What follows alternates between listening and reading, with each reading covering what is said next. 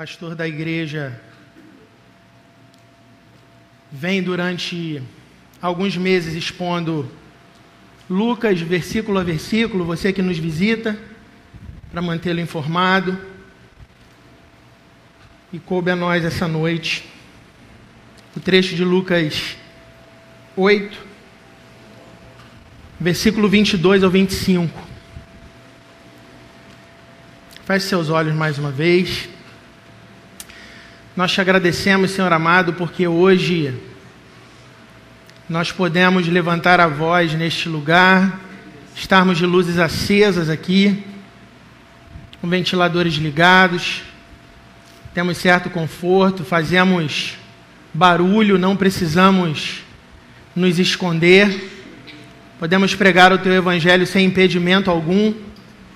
Nós te rendemos graça por isso, por termos essas portas abertas, a oportunidade de falar de Cristo Jesus mais uma vez, todas as semanas. Obrigado, Senhor, por essa oportunidade de aprender, de ouvir, de ensinar. Obrigado por tudo isso, pelo Teu perdão de pecados, pelo Teu perdão por nossas imperfeições, por nossas limitações. Clamamos a Ti esta noite, como sempre clamamos, Senhor, que o Teu Espírito Santo fale conosco na palavra que Ele mesmo inspirou. Tão difícil, Senhor, é compreender as linhas desses textos, porque são profundas. Não só entender intelectualmente, Senhor, mas entendê-lo espiritualmente, trazê-lo para a nossa vida prática, diária, para o nosso trabalho, para o nosso lar, para os nossos afazeres, para os nossos problemas, os mares da vida, Senhor, que se levantam contra nós e nós não sabemos fazer, às vezes tarefas das mais simples, nós não conseguimos fazer. Nós clamamos a Ti esta noite, que compreendamos esse texto à luz de Cristo e levemos ele à nossa vida prática. Que não seja só uma aula, só uma exposição que fique no nosso intelecto. Nos ajude mais uma vez, para a honra e glória do Teu nome. Amém. Lucas 8, 22 a 25. Aconteceu que, num daqueles dias, entrou num barco com os seus discípulos e disse-lhes: passemos para outra banda do lago. E partiram. E navegando eles, adormeceu. Sobreveio uma tempestade de vento no lago, e o barco enchia-se de água, estando eles em perigo. Chegando-se a ele, o despertaram, dizendo: Mestre, mestre, estamos perecendo. E ele, levantando-se, repreendeu o vento e a fúria da água, e cessaram, e fez-se bonança. E disse-lhes: onde está a vossa fé? E eles, temendo, maravilharam-se, dizendo uns aos outros: quem é este que até aos ventos e à água manda, dá ordens, e lhe obedecem? Quem é Jesus? Preciso sempre anotar as coisas que eu vou falar. Hoje pela manhã eu falava aos homens, falava aos varões. E a gente tem na igreja muitas pessoas capacitadas por Deus, pelo próprio Espírito Santo, na condução da palavra dele. E eu queria ter a mente, por exemplo, eu falava isso de manhã de Tiago. Tiago consegue, não é o Tiago da Bíblia não, o nosso Tiago ali com quem eu convivi muitos anos de minha vida. Consegui guardar as coisas assim e sair largando uma coisa atrás da outra. Eu queria ter, por exemplo, a mente do Jonatas, que também guarda as coisas com facilidade. Pastor Hilton, escreve nada. E eu fico... Queria um HD desse, não tenho. Então eu preciso anotar todas as coisas. Em todos os momentos a gente vai lendo o versículo e quando eu disser olha para mim, é porque eu estou lendo. É para os irmãos não continuarem lendo e perderem a explicação. Vamos combinar assim? Amém? Fizemos uma pequena introdução que diz que esse texto tem mais duas passagens paralelas. Nos evangelhos sinóticos, nos evangelhos semelhantes, nos evangelhos que têm uma visão conjunta, que é o evangelho de Mateus, o evangelho de Marcos e esse evangelho de Lucas. Mateus também trata esse tema, esse dia, esse evento, esse milagre, e Marcos também. E há algumas particularidades nesses dois evangelistas, Mateus, o apóstolo, e Marcos, o evangelista, que Lucas não relata. Então, em alguns momentos, eu vou tentar trazer isso à tona, para que os irmãos tenham a compreensão da passagem, do evento como um todo. O texto de Mateus, que trata isso, está lá em, se você quiser anotar, Mateus 8, de 23 a 27. Mateus 8, de 23 a 27, e Marcos, capítulo 4, do 35 ao 41. Esse texto nos dá várias aulas, irmãos. Uma delas é que ele mostra a nossa limitação, como somos limitados. Ali, nem todos os apóstolos, nem todos os discípulos de Jesus eram pescadores, mas haviam muitos pescadores presentes.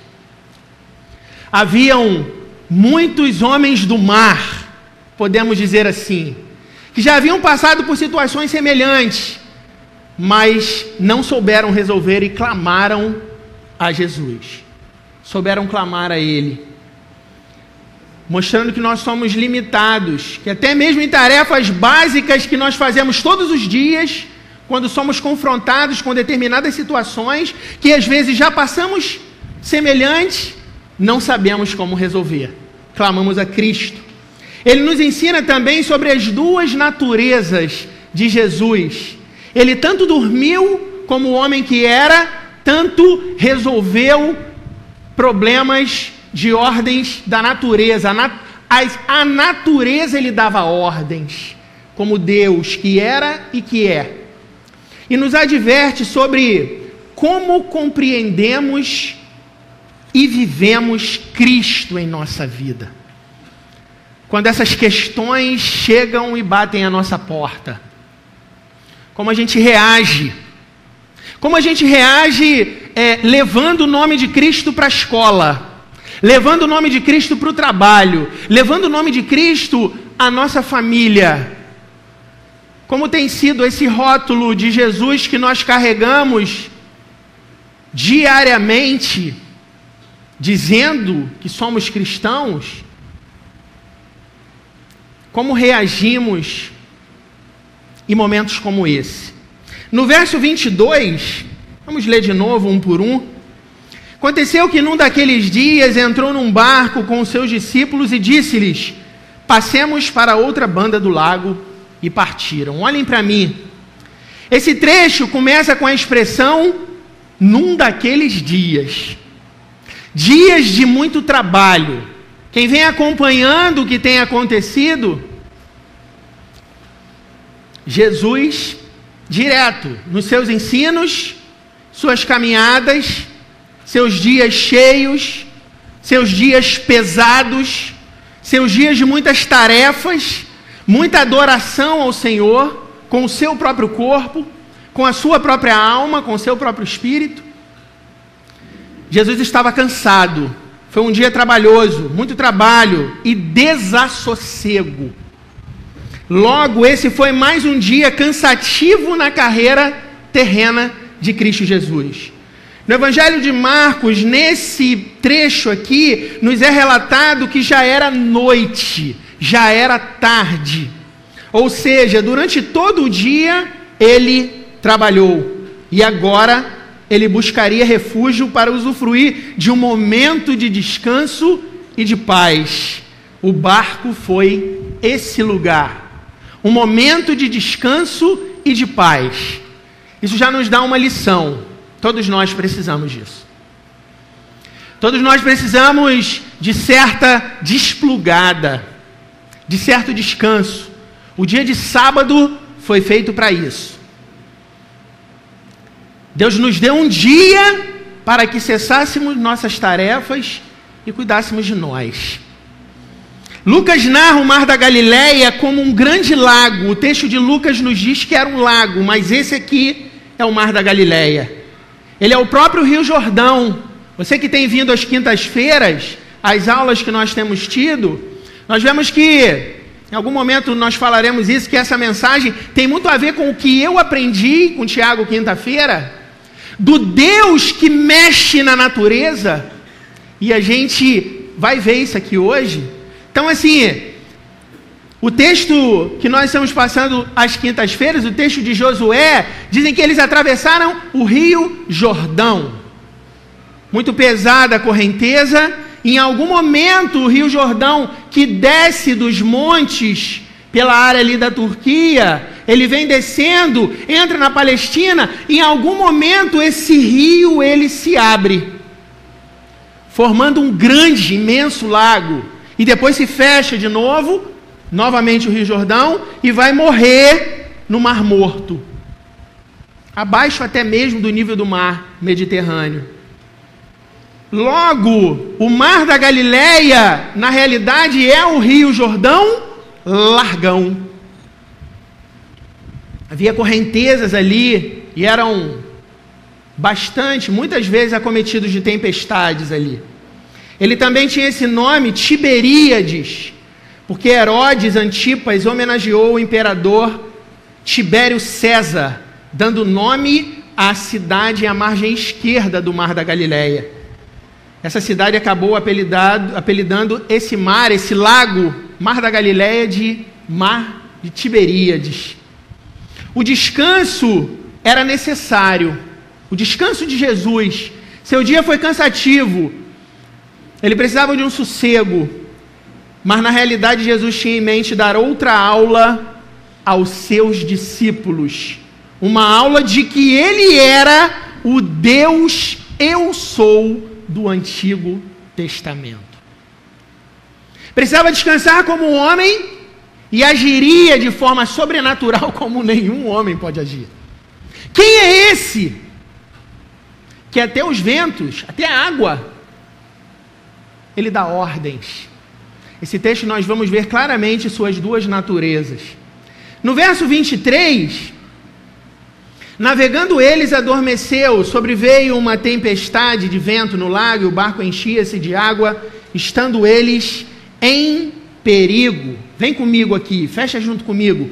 Ainda que haja outros textos de que Jesus precisou descansar, e João 4, versículo 6, quando ele está em Samaria, ele vai conversar, dar uma aula à mulher samaritana e aos seus discípulos que vão ver aquilo, em João 4, versículo 6, ali fica claro que ele está cansado.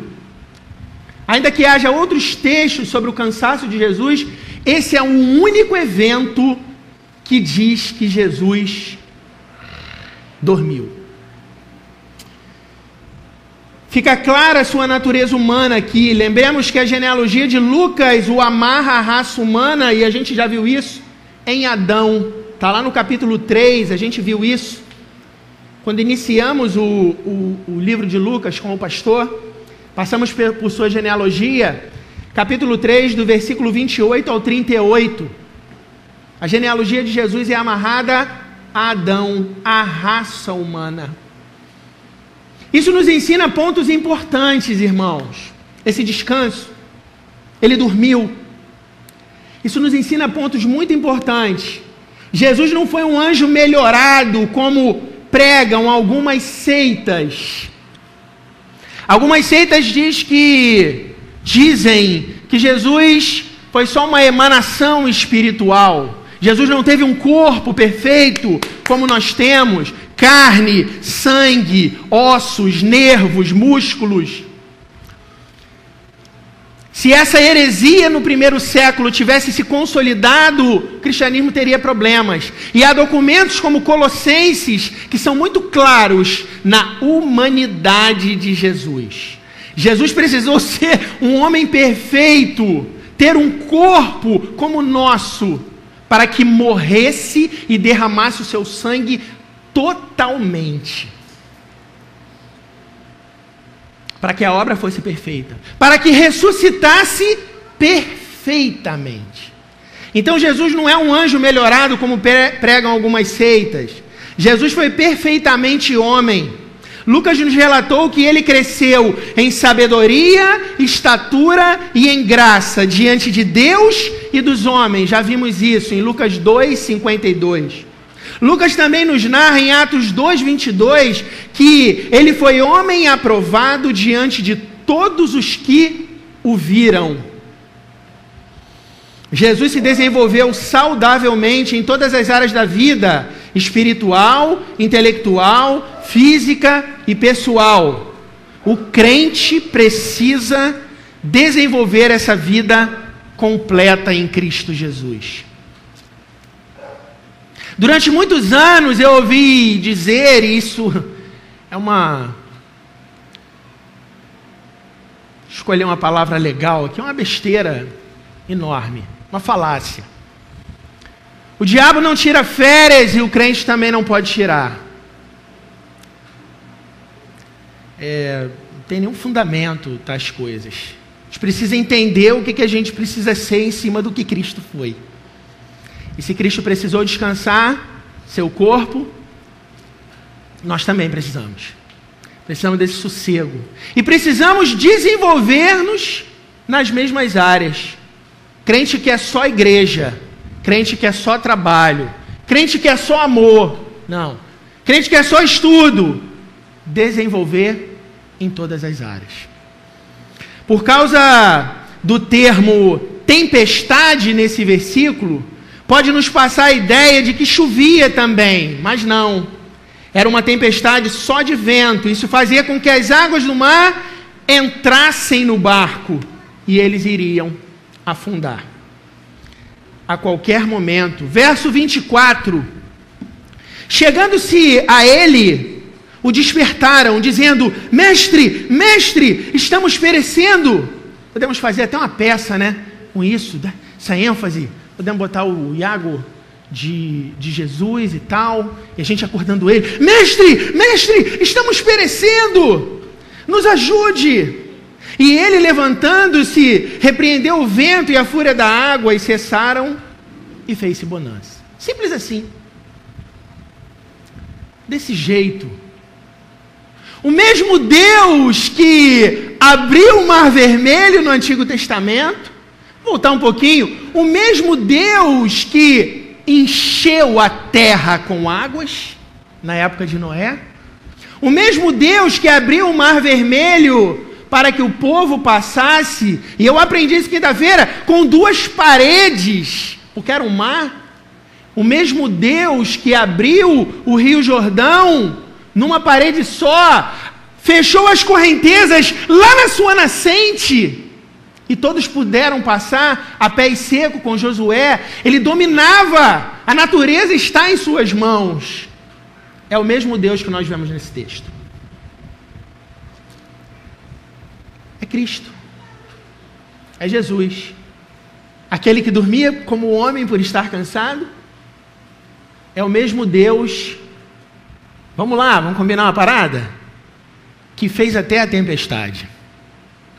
Para que pudesse, ao parar a tempestade, dar a sua aula para nós. Isso me diz muita coisa acerca da minha vida, irmãos.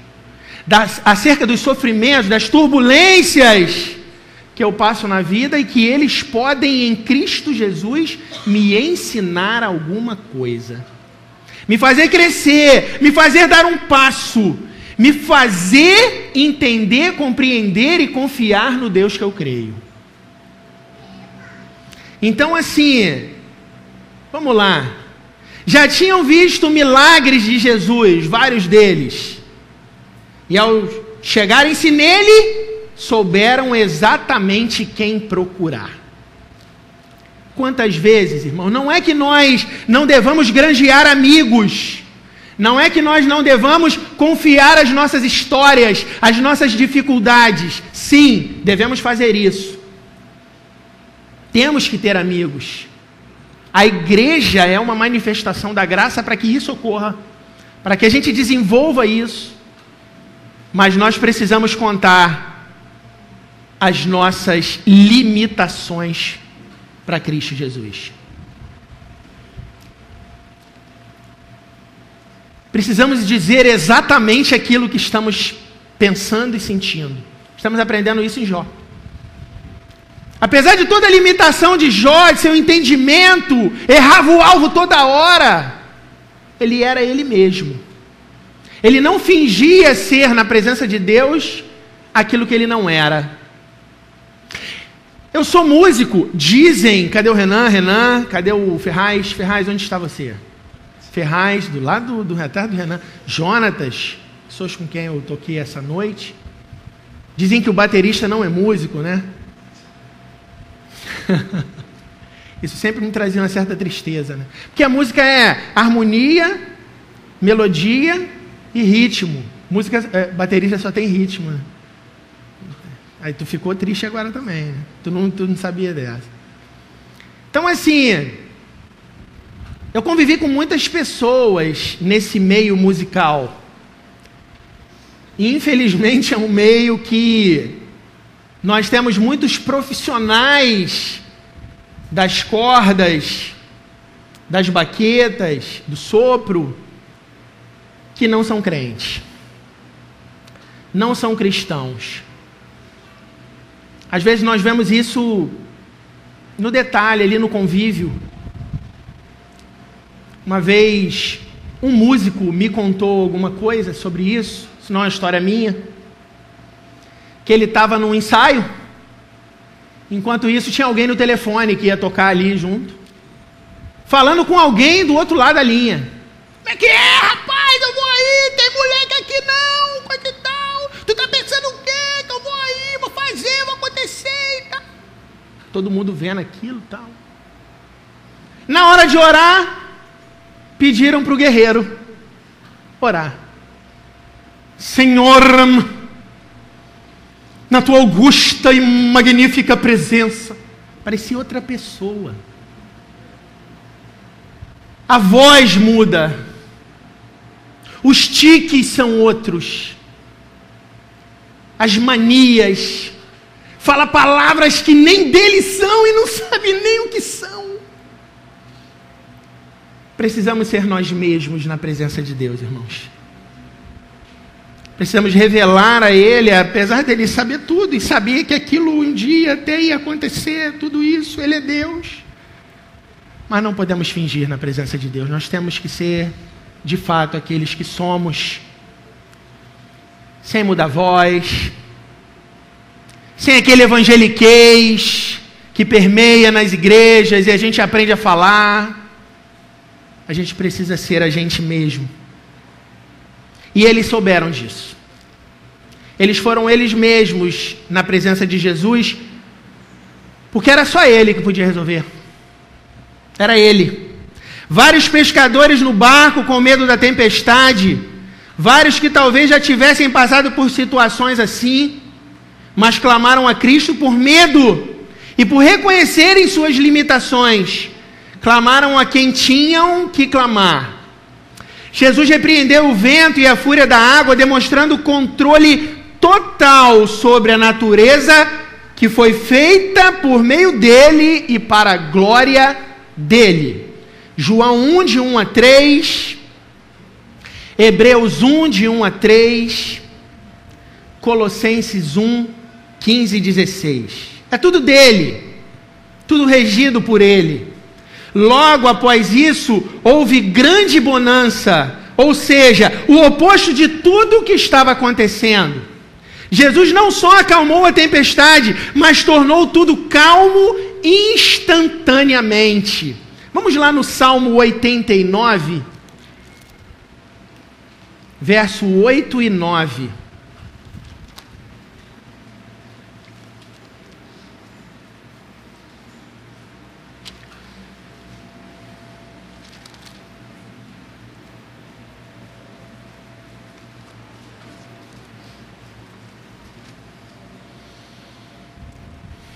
Olha Jesus aqui. O Senhor em letras garrafais. Ó Senhor, Deus dos exércitos. Salmo 89, verso 8. Ó Senhor, Deus dos exércitos, Quem é forte como tu, Senhor, com a tua fidelidade ao redor de ti? Tu dominas o ímpeto do mar, quando as suas ondas se levantam, tu as fazes aquietar. Quem é esse? É Cristo Jesus, nosso Deus. Olhem para mim. É-nos relatado por Marcos, nesse texto, e nem Mateus e nem Lucas falam sobre isso. Marcos nos fala que havia vários barquinhos menores acompanhando eles. Esses barquinhos também estavam em tormenta. O texto não diz para nós que as pessoas desses barquinhos oraram, mas foram abençoados indiretamente pelo clamor dos discípulos a Cristo. Isso acontece diariamente com as pessoas que estão próximas aos cristãos. De alguma forma, elas são abençoadas por tabela. Isso vai acontecendo. Meu pai não é cristão, eu oro por ele, em Cristo Jesus, clamando por sua graça, por sua misericórdia. E essas coisas, de alguma forma, a igreja, os filhos de Abraão, benditas todas as nações da terra, em Cristo Jesus, acabamos levando essa bênção ao globo, como igreja dele que somos. Os barquinhos acabaram sendo abençoados pelo clamor dos discípulos a Cristo Jesus. Percebam o que aconteceu aqui, vem comigo. Jesus agiu nas leis da natureza nesse evento, como Deus eu sou, que agiu na natureza com Moisés no Mar Vermelho, já falamos isso, e com Josué no Rio Jordão. O ensino de Jesus é que até a natureza treme debaixo de suas mãos. Deus tem todas as coisas em suas mãos. Logo, o Deus Jesus fez a tempestade para depois fazer a bonança. Nesse ponto aprendemos que Jesus também é Deus. Logo, nesse texto vemos as duas naturezas nele, a humana e a divina. Mateus 1, 23, se você quiser anotar. João 3, 13. Romanos 1, 4. E Romanos 9, 5. Revela-nos suas duas naturezas numa única só pessoa. Jesus tabernaculou entre os homens, viveu entre os homens. João 1,12. O perfeito homem e perfeito Deus. Temos um texto bom, vamos lá no Antigo Testamento, em Miqueias 5. Um texto bom que nos mostra essas duas naturezas dele. Para você guardar, para ser alguma dupla de dois, vestidinho, bonitinho, com camisa de botão, bater ao seu portão, com a pastinha preta, com as paradinhas para vender, e disserem para você que Jesus não é Deus, porque ele é uma criatura de Deus, Pai. Esse aqui é um texto bom para você ler para eles. Acho que todo mundo entendeu, né? O que eu quis dizer? Miqueias capítulo 5, versículo 2. A promessa de que Jesus nasceria em Belém. E tu, Belém, Efrata, posto que pequena entre milhares de Judá, de ti sairá o que será Senhor em Israel, cujas origens são desde os tempos antigos, desde os dias da eternidade. Ele é o alfa, ele é o princípio, ele é o ômega, ele é o próprio fim de todas as coisas. Como essas duas naturezas convivem e conviveram juntas?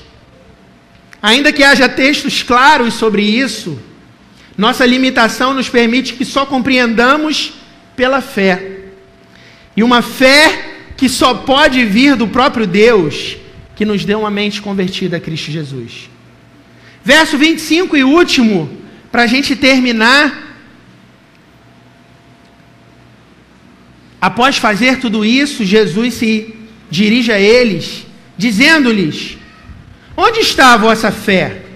E eles, temendo, maravilharam-se, dizendo uns aos outros: quem é este que até os ventos e a água manda e lhe obedecem? Vem comigo. A pergunta de Jesus é: onde está a vossa fé? Para nós essa noite, onde está a nossa fé? Nesse trecho, o evangelista Marcos acrescenta a pergunta também de Jesus: por que sois tão tímidos? Mesmo sabendo a resposta, as perguntas sugerem que a vida de seus discípulos com ele deveria trazer um senso de desenvolvimento. Por quê? A eles fora dado conhecer a palavra e o frutificar dela. Lá atrás, há 2 semanas, pastor Hilton aqui, dividindo esse texto conosco, do capítulo 8, no semeador e na candeia, que fica em cima, não pode ficar embaixo, ela aparece.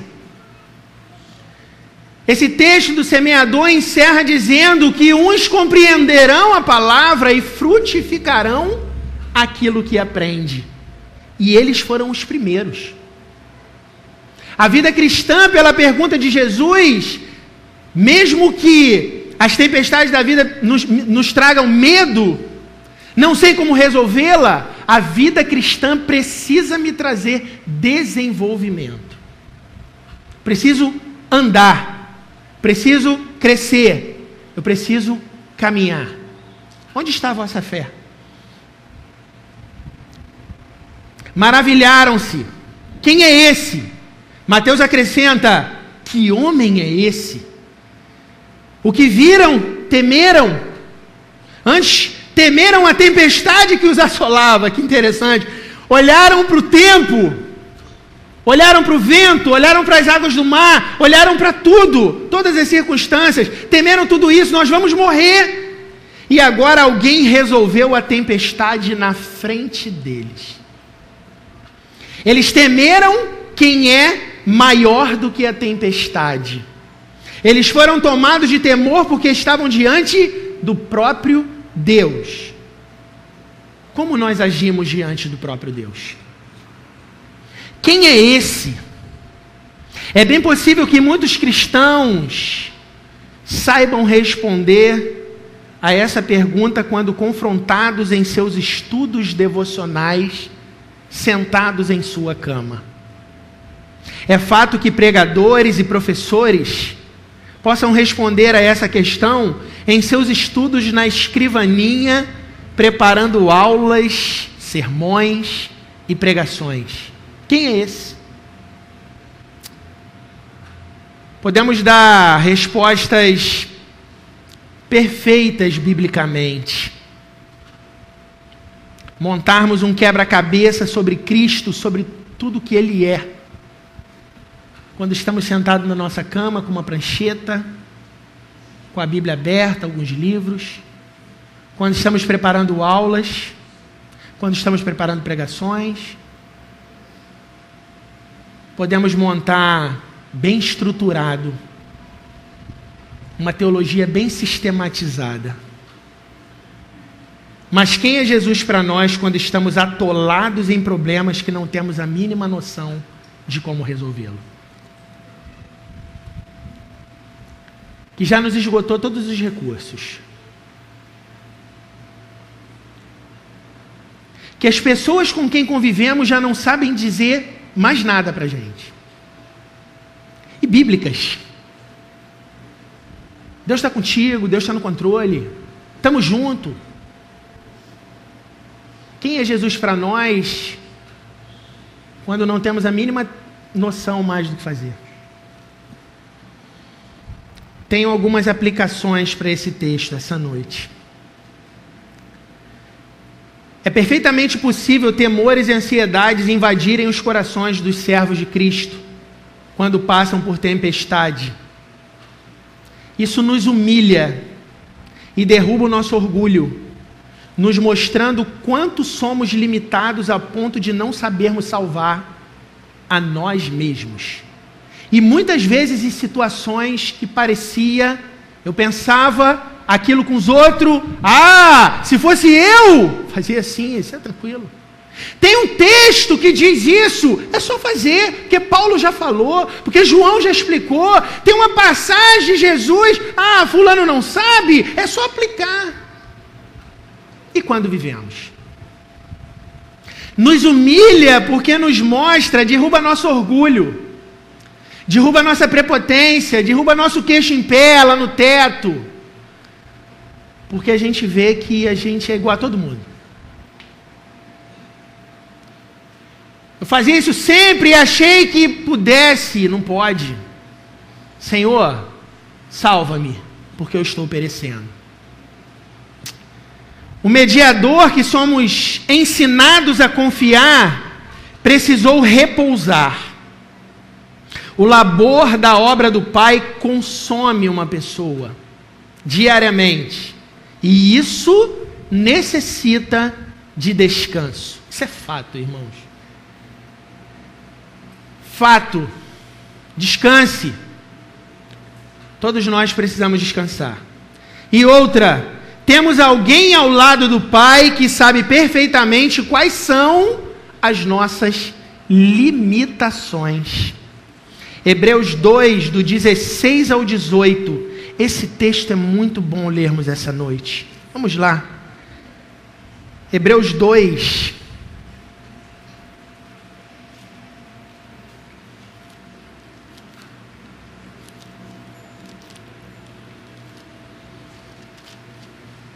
Completinho, explicadinho. Hebreus 2, do versículo 16 ao 18.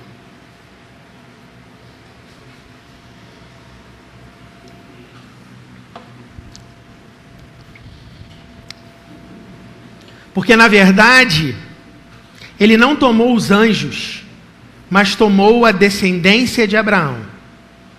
Pelo que convinha que em tudo fosse semelhante aos irmãos, para ser misericordioso e fiel sumo sacerdote naquilo que é de Deus, para expiar os pecados do povo. Porque naquilo que ele mesmo, sendo tentado, padeceu, pode socorrer aos que são tentados. Clame a Deus, clame a Cristo. Não dá, não consigo vencer isso. Clame a Cristo. Isso nos é confortador e encorajador. Temos um sacerdote, um sumo sacerdote, que em tudo foi tentado como nós, mas sem pecado. Hebreus 4,15. Jesus, o Verbo eterno, tomou a forma dos homens. Filipenses 2, de 5 a 8. Para que nós deixemos a forma do mundo. Romanos 12, 1 e 2. Tomando a forma dele.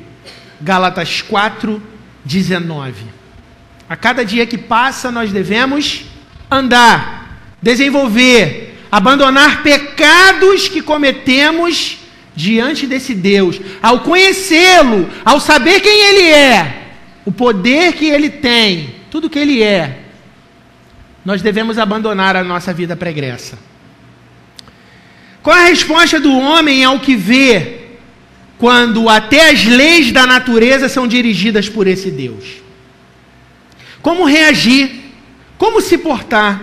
Como viver com um título de cristão se nossa vida não se dedica a ter a forma de Cristo? Como é isso? O andar diário com Cristo deve nos trazer graus maiores de confiança nele. E isso se dá mediante o contato com sua palavra, com a igreja e com as provações que batem à nossa porta. Aqui a gente encerra. Quando ensinamos sobre os problemas da vida, temos que ser sensíveis às dores das pessoas. A prática é muito cruel. Isso é um fato.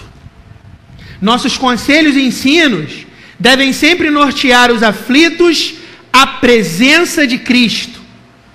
Ele é a única porta. Mesmo que no desespero muitos percam as esperanças Jesus deve ser apresentado como a única esperança, inclusive para os problemas dessa terra, e não só para a eternidade. Podemos pensar, e pensamos assim, o mais importante é o céu, a salvação em Cristo Jesus. Isso é verdade. Mas os mares e os ventos da vida estão a cada dia nos engolindo e nos afligindo, e não sabemos como lidar com isso. Não sabemos. Somos incapazes, imperfeitos, limitados. E Jesus deve ser buscado para resolver isso também, pois não temos condições de apaziguar essas tempestades. Como lidar com doenças físicas e na alma? Como? Quando batem a nossa casa, a nossa família ou a nós mesmos? Como lidar com desobediência dentro de casa? Como? Mas eu falo, eu ensino. Isso em relação ao filho, em relação ao marido, em relação a uma esposa, em relação a um pai e uma mãe. Como enfrentar essas situações? São coisas reais. São coisas reais que chegam e que a gente pensava que saberia passar, mas não sabemos. Não é só ler um monte de versículo aqui, uma receita, tudo vai resolver. São coisas reais. Como lidar com decepções com pessoas que amamos? Como lidar com a falta de dinheiro para coisa básica? Isso é dia a dia. Precisamos clamar para que também Jesus acalme nossas tempestades diárias. Aquilo que não nos deixa descansar, aquilo que não nos deixa ter paz, aquilo que não nos deixa dormir, clame a Deus. Aquilo que não nos deixa termos paz, clamemos ao Deus eterno por sua bonança, clamemos por sua paz. Eu agradeço essa noite a oportunidade de expor essa pequena porção do texto bíblico. Deus nos abençoe. Em nome de Jesus.